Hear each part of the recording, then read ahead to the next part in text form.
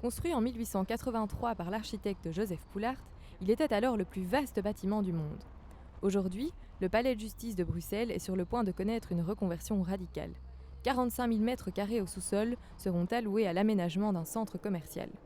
Ce changement se fera dans le cadre du projet de master plan pensé par la Régie des bâtiments et qui a pour but de définir un avenir à ce mastodonte architectural. Touristes et adeptes du shopping devraient donc bientôt faire leur entrée au palais.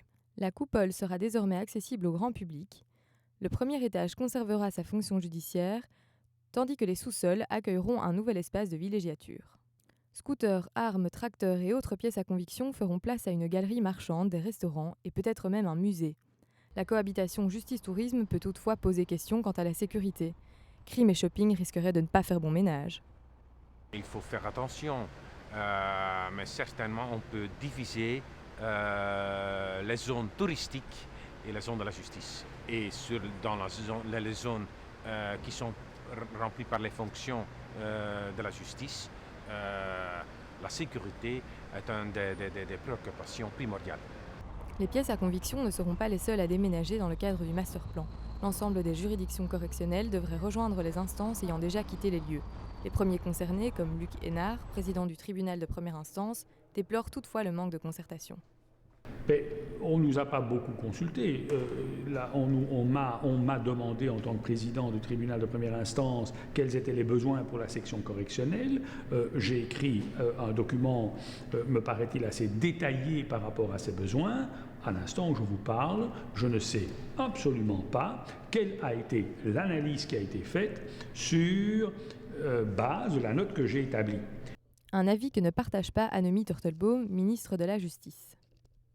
Moi, j'ai toujours beaucoup de contacts avec eux. Le moment qu'on a écrit le plan, on a eu beaucoup de contacts avec les utilisateurs. J'ai écrit ça ensemble avec Serveverstraten. 69 millions d'euros ont déjà été dépensés dans la rénovation et l'entretien du palais. Et il est évident que le master plan nécessitera un budget supplémentaire conséquent.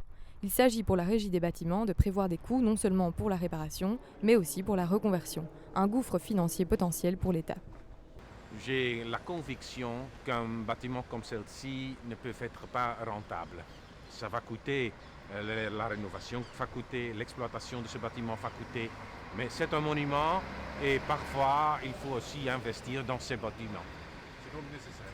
C'est nécessaire et je pense que c'est une obligation démocratique pour sauvegarder ce bâtiment. Quoi que l'on fasse avec cet immeuble, il va y avoir un coût. Et peut-être qu'on se rendra compte qu'en réalité, ce projet alternatif auquel on peut penser va finalement coûter très cher. Très cher, trop cher peut-être. Si le master plan est déjà lancé, il est maintenant du ressort de la Régie des bâtiments de le concrétiser en un projet financièrement réalisable.